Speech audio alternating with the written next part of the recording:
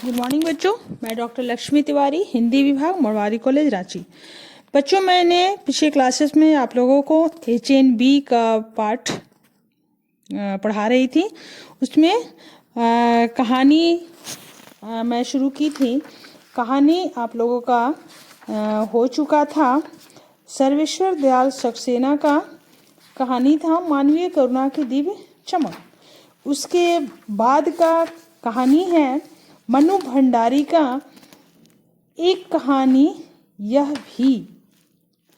तो बच्चों, मनु भंडारी की एक कहानी यह भी के बारे में पहले हमें जान लें कि यह कहानी जो है मनु भंडारी की, इसका पारिभाषिक अर्थ में कोई सिलसिलेवार कहानी नहीं है।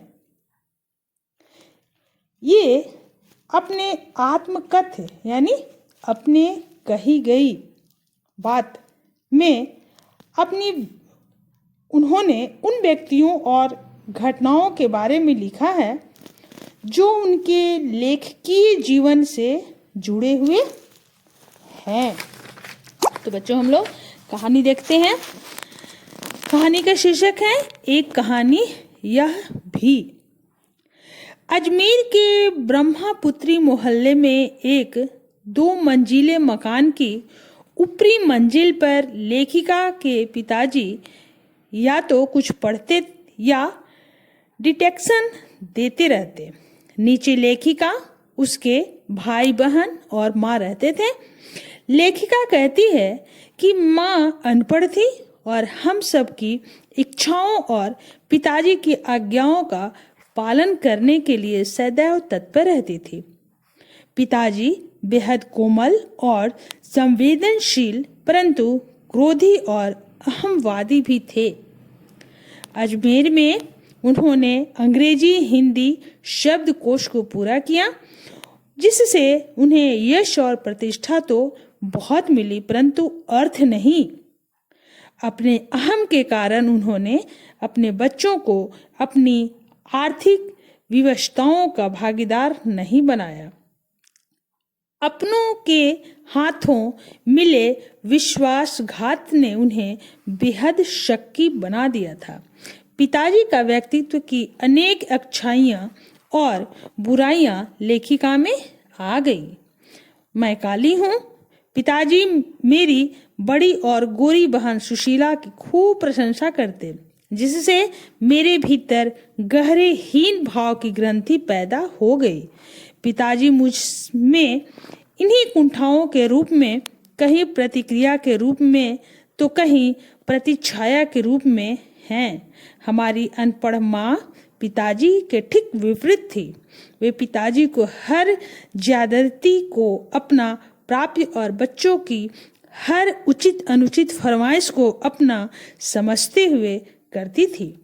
उन्होंने जिंदगी भर अपने लिए कुछ नहीं मांगा, परंतु उनका विवशता भरा त्याग मेरा आदर्श न बन सका। मैं 5 भाई बहनों में सबसे छोटी हूँ। अपनी बहन और भाइयों के साथ बचपन के सारे खेल खेले, परंतु हमारी सीमा घर तक ही था, बाहर नहीं।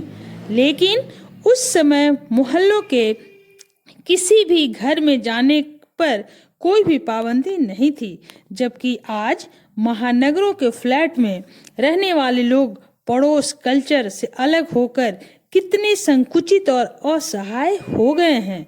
मेरी दर्जन भर आरंभिक कहानियों के पात्र इसी मोहल्ले के हैं।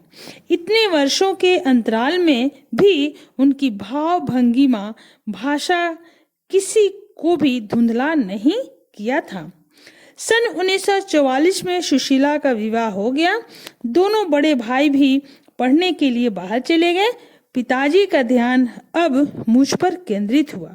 उनका आग्रह रहता कि मैं रसोई से दूर ही रहूं। वे रसोई को भटियार खाना कहते, जहां क्षमता और प्रतिभा नष्ट हो जाती है। घर में आए दिन राजनीतिक पार्टियों के जमावड़े में पिताजी मुझसे वहां बैठकर देश के बारे में जानने के लिए कहते। उस समय सन 1942 के आंदोलन के बाद जैसे सारे देश खोल रहा था। सन 1945 में 10वीं पास करके मैं सावित्री गर्ल्स हाई स्कूल में फर्स्ट ईयर में पहुंच गई थी। हिंदी की प्राध्यापिका शीला अग्रवाल ने खुद चुन चुन कर किताबें दी, पढ़ी हुई किताबों पर बहसें की।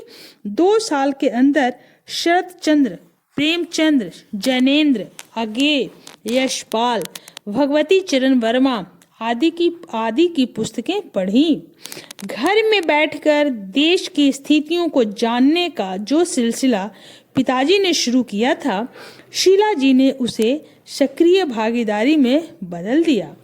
मैं भी प्रभात फेरियों, हड़तालों, जुलूस, भाषणों आदि से पूरे दमखम और जोश खरोश के साथ जुड़ गई। पिताजी घर से बाहर मेरी कार्यकलाप बर्दाश्त कर पा रहे थे। कॉलेज से मेरे बारे में अनुशासनहीनता की शिकायत आई।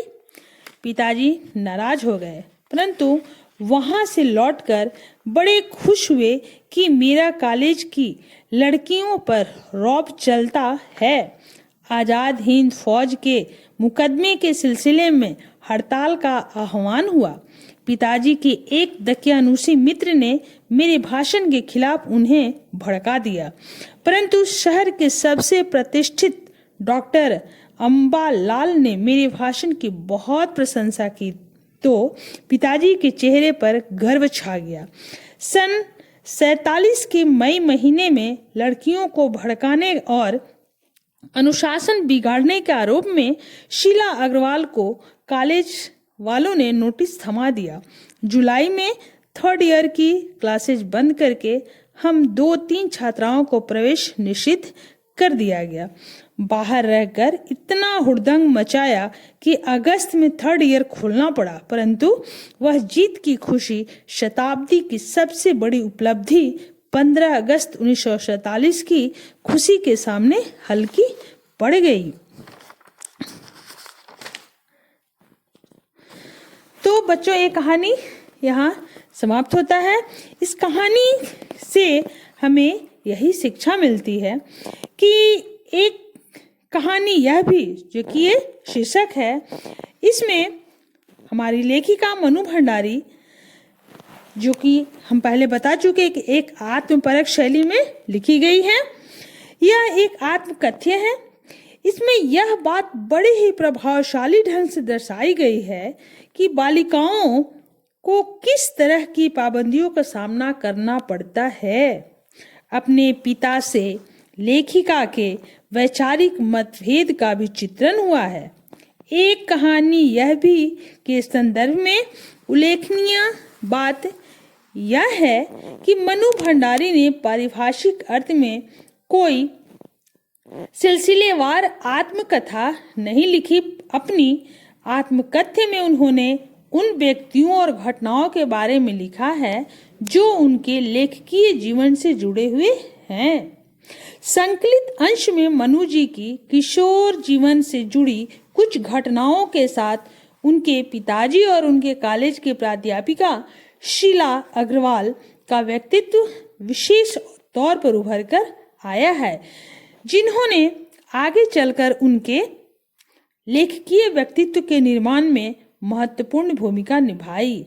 लेखिका ने यहाँ बहुत खूबसूरती से साधारण लड़की के असाधारण बनने का प्रारंभिक पड़ाव को प्रकट किया है। सन 1946-47 की आज़ादी की आंधी में मनु जी को भी अछूता नहीं छोड़ा।